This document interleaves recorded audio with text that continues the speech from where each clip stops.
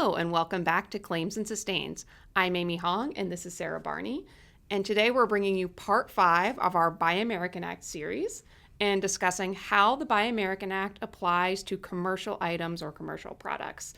So just a couple quick caveats.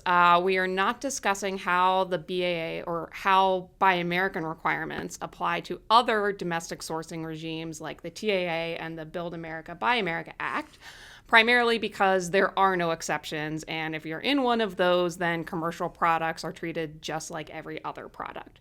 But the Buy American Act does have a couple of caveats for commercial products and services, and also called commercial items. So let's turn it over. Yeah, so before we dive into what those exceptions might be, I think it'll be helpful to flesh out what we're talking about when we're talking about a commercial item. So when we talk about a commercial item, we are talking about any product or service that you are selling to the U.S. government that is the same or very similar to something that you would sell on the commercial market. And under the commercial item definition, there is a little bit of room for modification, so it doesn't have to be exactly the same.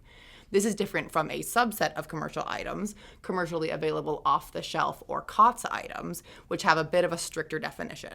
So to be a COTS item, you have to be sold in substantial quantities on the commercial marketplace, and the item has to be sold in the exact same form to the U.S. government that it's being sold to the commercial marketplace. So no room for modifications. And I think it's fair to note that the government wants to buy commercial items. It doesn't want to have to reinvent the wheel every time it needs something that you and I would get from Target. So it does want to incentivize traditionally commercial companies to selling to them. And we see that in the form of streamlined clauses, maybe less administrative burdens, maybe less kind of just the usual kind of rigmarole that you expect when you're doing business with the federal government.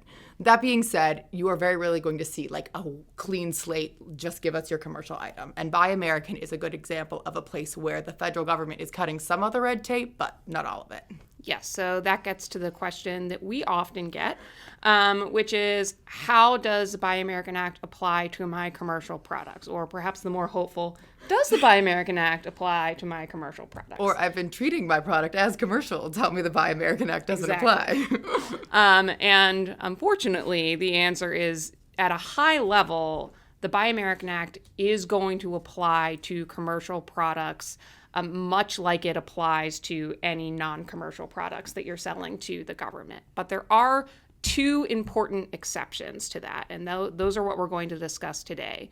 The important thing is to understand what the scope of those exceptions are and when exactly those exceptions apply. Because if you're going to rely on one of these exceptions, you want to make sure that you're doing so accurately. So let's jump into what those exceptions are. Absolutely. So the first exception applies to COTS items. So as a blanket rule, Buy American does apply to COTS item, but with a bit of a twist. So as we discussed earlier, a commercially available off-the-shelf or COTS item is an item that is actually sold in the commercial marketplace, that is actually sold in substantial quantities, and that will be sold to the government in the exact same form that it's currently being sold on the commercial marketplace.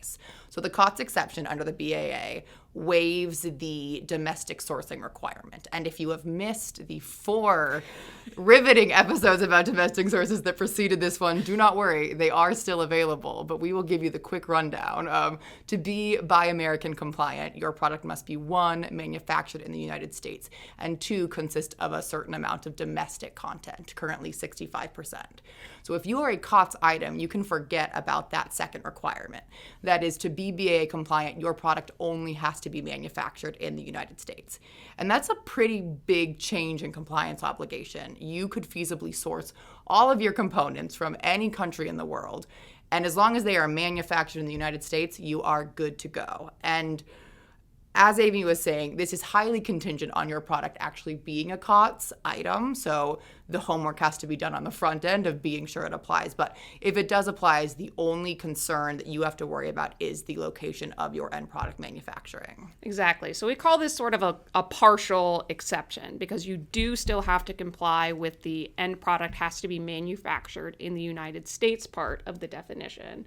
But you get a pass on how much domestic content needs to be in that product. And I think here not only is it just an easier requirement to meet, it's it's relieving a huge compliance burden in terms of actually documenting and tracking the exact percentage of domestic content that goes into your products.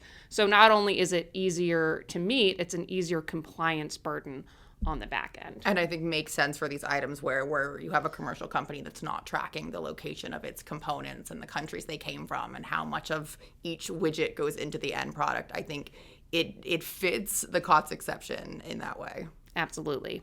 Now let's go to the second exception, which actually is a wholesale exception. It actually is you just don't have to comply with the Buy American We've been Act. teasing exceptions the whole time, and then you finally get one. We finally get a real exception, which is an exception for commercial item IT. So the government has made a policy that if you are selling commercial products that qualify as information technology, you do not have to comply with the Buy American Act requirements. So you don't have to comply with the domestic manufacturing aspect, and you don't have to comply with the domestic content aspect.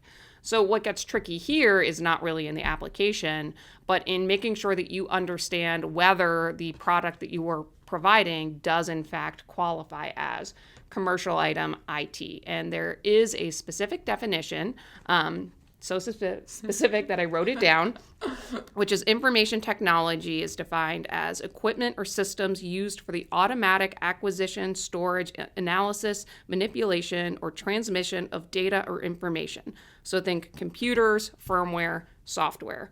All of that is information technology, and as long as it qualifies as a commercial product, which Sarah defined earlier, you do not have to comply with the Buy American Act.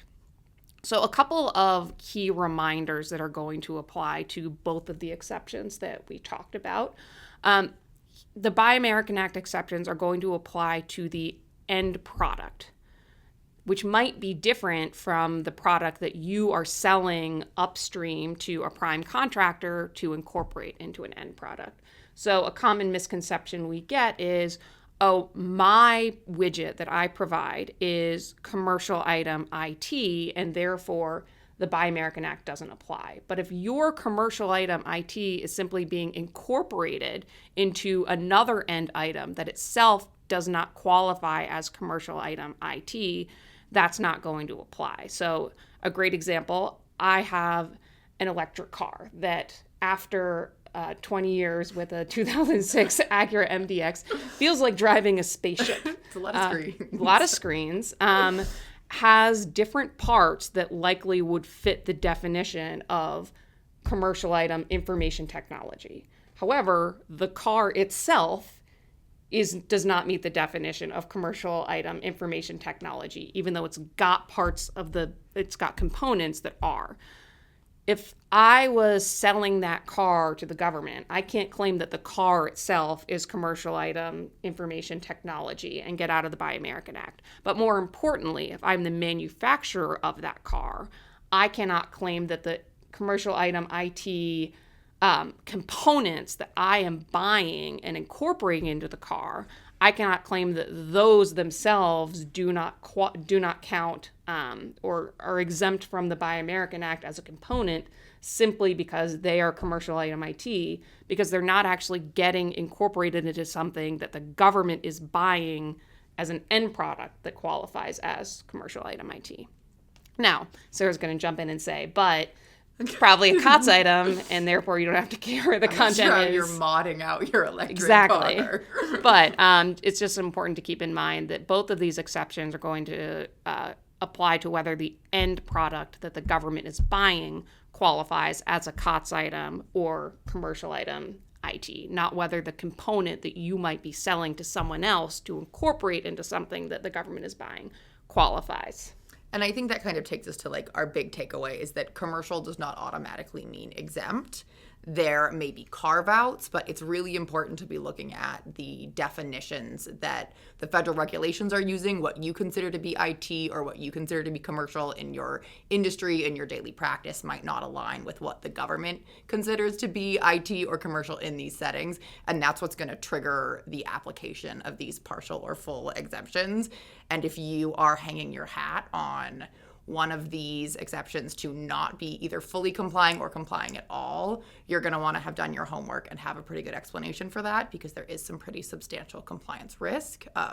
If you are looking around and saying, oh God, is it commercial? That is probably a good time to check in with whether or not it fits the federal definitions. I am sure we will find another topic about Buy American to get back to you guys on soon, so stay tuned for part 6. In the meantime, this has been Claims and Sustains. Thank you so much for watching.